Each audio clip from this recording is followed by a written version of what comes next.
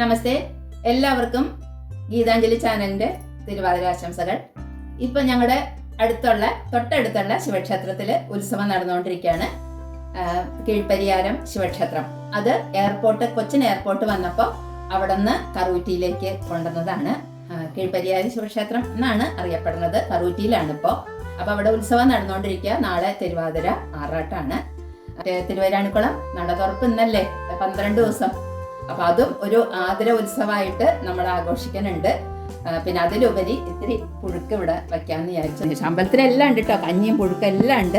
പക്ഷെ ഇവിടെ ഇത്തിരി വയ്ക്കാമെന്ന് വിചാരിച്ചു. അതിലേക്ക് ഞാൻ ഇന്നിപ്പോൾ പയറൊന്നും അല്ല കേട്ടോ എടുത്തേക്കണത്, ചെറുപയറ്റും പരിപ്പ് കൊണ്ടാണ് ഇന്ന് പുഴുക്ക് വയ്ക്കാൻ പോണത്. പിന്നെ എല്ലാ കഷ്ണങ്ങളും പിന്നെ ഇടിയഞ്ചക്ക, കാച്ചില്, കായ, ചേന, മധുരം കിഴങ്ങ്, കപ്പ എല്ലാം കാച്ചില് എല്ലാം എടുത്തിട്ടുണ്ട് കേട്ടോ. കുറേശ്ശെ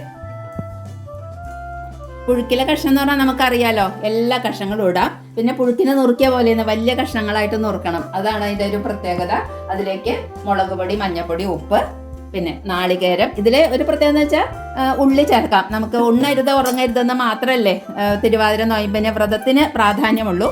ഇപ്പൊ ഗുരുവായൂർ ഏകാദശി വ്രതത്തിന് നമുക്ക് ഉള്ളി അങ്ങനത്തെ ഒന്നും ചേർക്കാൻ പാടില്ല. അപ്പൊ ഇതില് ഉള്ളി, പപ്പടം, നമുക്ക് ഉഴുന്ന് എന്ത് വേണമെങ്കിലും നമുക്ക് ആവാം.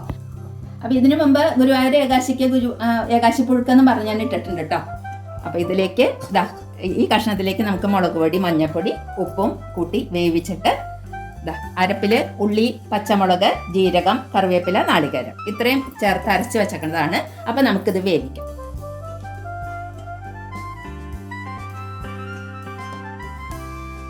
കഷ്ണം വെന്തിട്ടുണ്ട്. നമുക്ക് ഈ ചെറുപയറ്റും പരിപ്പിലേക്ക് കഷ്ണം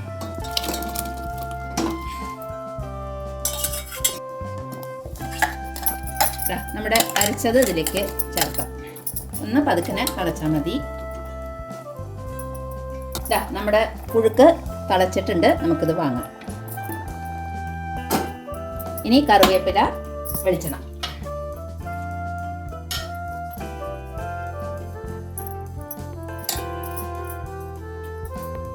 കറിവേപ്പില ഇട്ട് വെളിച്ചെണ്ണ ഒഴിക്കാം.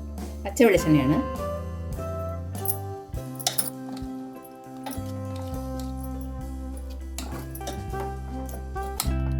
പുഴുക്കിൽ സാധാരണ മുളക് പൊടി കുറച്ചും പച്ചമുളക് കൂടുതലുമാണ് അരയ്ക്കുന്നത്. അതാണ് ഈ മഞ്ഞ കളർ വന്നിട്ടുള്ളത്.